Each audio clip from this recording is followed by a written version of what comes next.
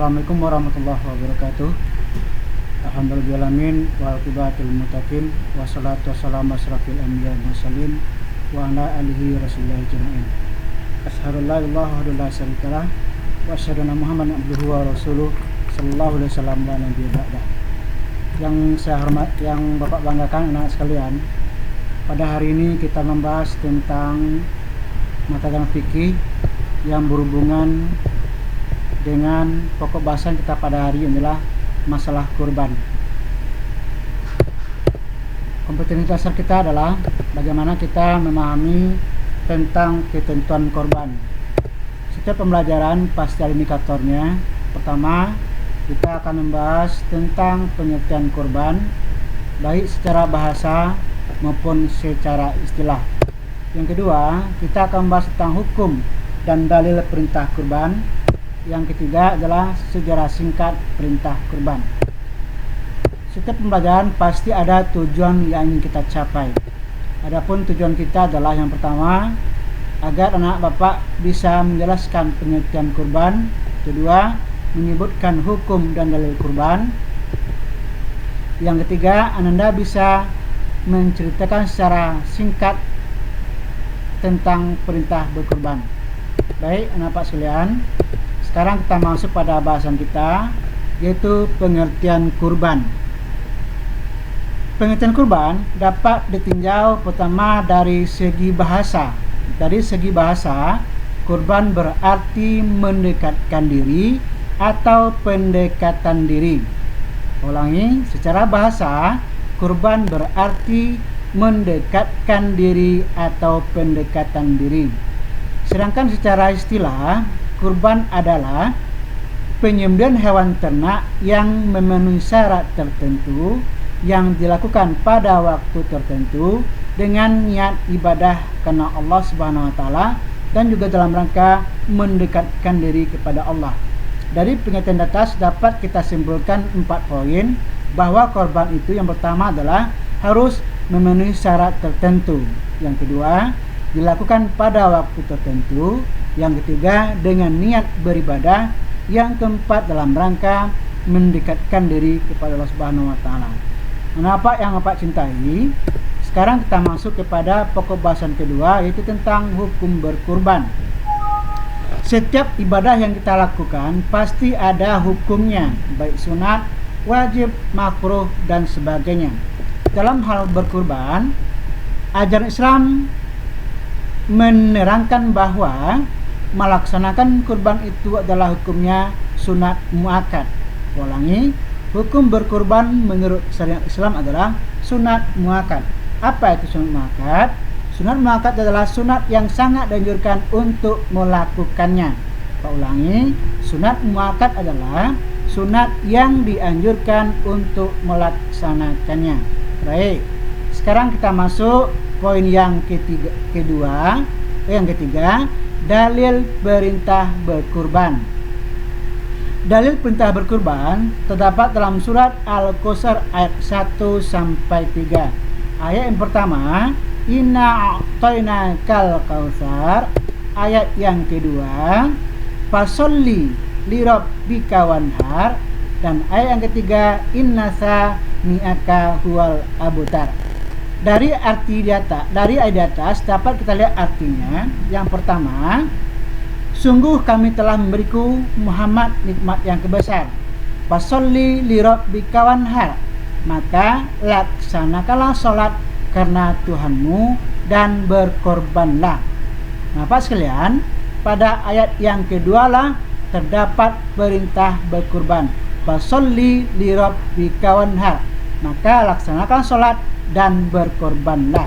Kemudian Allah mengatakan juga, orang-orang yang membencimu adalah yang terputus dari rahmat Allah Subhanahu wa taala. Sekarang kita masuk kepada poin yang terakhir, yaitu sejarah singkat perintah berkorban. Dalam hal ini berawal dari kisah mimpi Nabi Ibrahim menyembelih anaknya yang bernama Ismail. Kita tahu bahwasanya Nabi Ibrahim telah lama mengimpikan lahirnya seorang anak. Kemudian Allah memberikan rahmat kepadanya dengan lahirnya seorang anak lelaki yang tampan dan yang soleh. Tetapi Allah Subhanahu wa taala menguji keimanan Nabi Ibrahim melalui mimpi agar Nabi Ibrahim menyembelih anaknya Ismail. Dengan rasa ketakwaan dan keimanan yang kuat kepada Allah Subhanahu wa taala, lalu Nabi Ibrahim berkonsultasi dengan anaknya dan memutuskan bahwa Nabi Ismail rela dijadikan korban demi memenuhi perintah Allah Subhanahu wa taala. Kemudian Nabi Ibrahim akan melaksanakan sembelihan yang sangat besar, yaitu menyembelih anaknya. Berkat rahmat Allah Subhanahu wa taala, maka penyembelihan tersebut ditukarlah dengan seekor kibas. Nah, kemudian yang disembelih oleh Nabi Ibrahim bukan anaknya tetapi seekor kibas. Dari kisah di ataslah merupakan sejarah singkat perintah berkurban yang diperintahkan Allah Subhanahu wa taala kepada umat Islam yang mampu. Mungkin itulah bahasan kita pada hari ini. Mudah-mudahan Anda memahami dan mengerti. Sebagai kesimpulan Bapak ulangan kembali bahwasanya kurban secara bahasa dan secara istilah. Secara bahasa artinya mendekatkan diri, sedangkan secara istilah kurban adalah menyembelih hewan ternak pada waktu tertentu dengan syarat tertentu guna mendekatkan diri kepada Allah SWT dan sebagai ibadah. Hukumnya adalah sunat muakkad. Perintahnya terdapat dalam surat Al-Kautsar ayat yang kedua. Sejarah perintah kurban merupakan landasan dari kisah Nabi Ibrahim menyembelih anaknya. Mudah-mudahan bermanfaat. Assalamualaikum warahmatullahi wabarakatuh.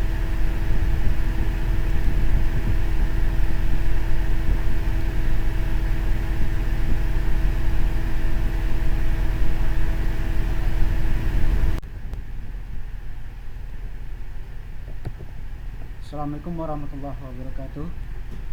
Alhamdulillahirabbil alamin wal aqibatul muttaqin wassalatu wassalamu asrafil anbiya wal mursalin wa ala alihi rasulillah ajmain. Asyhadu an la ilaha illallah wa asyhadu anna Muhammadan abduhu wa rasuluh sallallahu alaihi wasallam wa nabiyyi ba'da.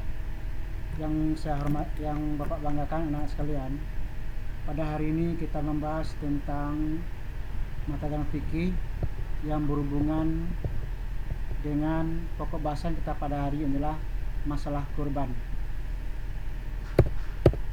Kompetensi dasar kita adalah bagaimana kita memahami tentang ketentuan kurban. Setiap pembelajaran pasti ada indikatornya.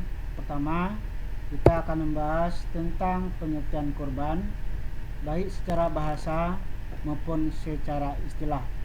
Yang kedua, kita akan membahas tentang hukum dan dalil perintah kurban. Yang ketiga adalah sejarah singkat perintah kurban. Setiap pembelajaran pasti ada tujuan yang ingin kita capai. Adapun tujuan kita adalah yang pertama, agar anak bapak bisa menjelaskan pengertian kurban. Kedua, menyebutkan hukum dan dalil kurban. Yang ketiga, Anda bisa menceritakan secara singkat tentang perintah berkurban. Baik, anak bapak sekalian, sekarang kita masuk pada bahasan kita, yaitu pengertian kurban. Pengertian kurban dapat ditinjau pertama dari segi bahasa. Dari segi bahasa, kurban berarti mendekatkan diri atau pendekatan diri. Ulangi, secara bahasa, kurban berarti mendekatkan diri atau pendekatan diri.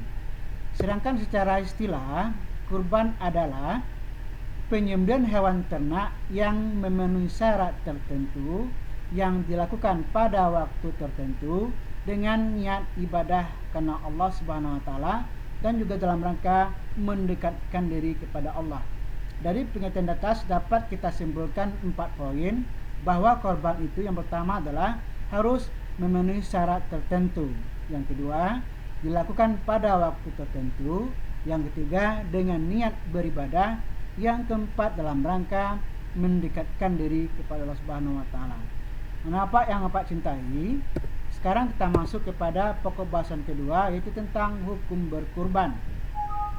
Setiap ibadah yang kita lakukan pasti ada hukumnya, baik sunat, wajib, makruh, dan sebagainya. Dalam hal berkurban, ajaran Islam menerangkan bahwa melaksanakan kurban itu adalah hukumnya sunat muakkad. Ulangi, hukum berkurban menurut syariat Islam adalah sunat muakkad. Apa itu sunat muakkad? Sunat muakkad adalah sunat yang sangat dianjurkan untuk melakukannya. Saya ulangi, sunat muakkad adalah sunat yang dianjurkan untuk melaksanakannya. Baik, sekarang kita masuk poin yang ketiga, dalil perintah berkurban. Dalil perintah berkurban terdapat dalam surat Al-Kautsar ayat 1 sampai 3. Ayat yang pertama, inna a'tainakal kautsar. Ayat yang kedua, fasholli lirabbika wanhar. Dan ayat yang ketiga, innasa ni'aka huwal abtar. Dari ayat di atas dapat kita lihat artinya. Yang pertama, sungguh kami telah memberiku Muhammad nikmat yang kebesar. Fasholli lirabbika wanhar. Maka laksanakanlah sholat karena Tuhanmu dan berkorbanlah. Nah, Pak sekalian, pada ayat yang kedua lah terdapat perintah berkurban. Fasholli lirabbika wanhar. Maka laksanakan sholat dan berkorbanlah. Kemudian Allah mengatakan juga, orang-orang yang membencimu adalah yang terputus dari rahmat Allah Subhanahu wa ta'ala. Sekarang kita masuk kepada poin yang terakhir, yaitu sejarah singkat perintah berkorban. Dalam hal ini berawal dari kisah mimpi Nabi Ibrahim menyembelih anaknya yang bernama Ismail. Kita tahu bahwasanya Nabi Ibrahim telah lama mengimpikan lahirnya seorang anak. Kemudian Allah memberikan rahmat kepadanya dengan lahirnya seorang anak lelaki yang tampan dan yang soleh. Tetapi Allah Subhanahu wa ta'ala menguji keimanan Nabi Ibrahim melalui mimpi agar Nabi Ibrahim menyembelih anaknya Ismail. Dengan rasa ketakwaan dan keimanan yang kuat kepada Allah Subhanahu wa ta'ala, lalu Nabi Ibrahim berkonsultasi dengan anaknya dan memutuskan bahwa Nabi Ismail rela dijadikan korban demi memenuhi perintah Allah Subhanahu wa ta'ala. Kemudian Nabi Ibrahim akan melaksanakan sembelihan yang sangat besar, yaitu menyembelih anaknya. Berkat rahmat Allah Subhanahu wa ta'ala, maka penyembelihan tersebut ditukarlah dengan seekor kibas. Nah, kemudian yang disembelih oleh Nabi Ibrahim bukan anaknya, tetapi seekor kibas. Dari kisah di ataslah merupakan sejarah singkat perintah berkurban yang diperintahkan Allah Subhanahu wa ta'ala kepada umat Islam yang mampu. Mungkin itulah bahasan kita pada hari ini. Mudah-mudahan Anda memahami dan mengerti. Sebagai kesimpulan Bapak ulangan kembali bahwasanya kurban secara bahasa dan secara istilah. Secara bahasa artinya mendekatkan diri, sedangkan secara istilah kurban adalah menyembelih hewan ternak pada waktu tertentu dengan syarat tertentu guna mendekatkan diri kepada Allah SWT dan sebagai ibadah. Hukumnya adalah sunat muakkad. Perintahnya terdapat dalam surat Al-Kautsar ayat yang kedua. Sejarah perintah kurban merupakan landasan dari kisah Nabi Ibrahim menyembelih anaknya. Mudah-mudahan bermanfaat. Assalamualaikum warahmatullahi wabarakatuh.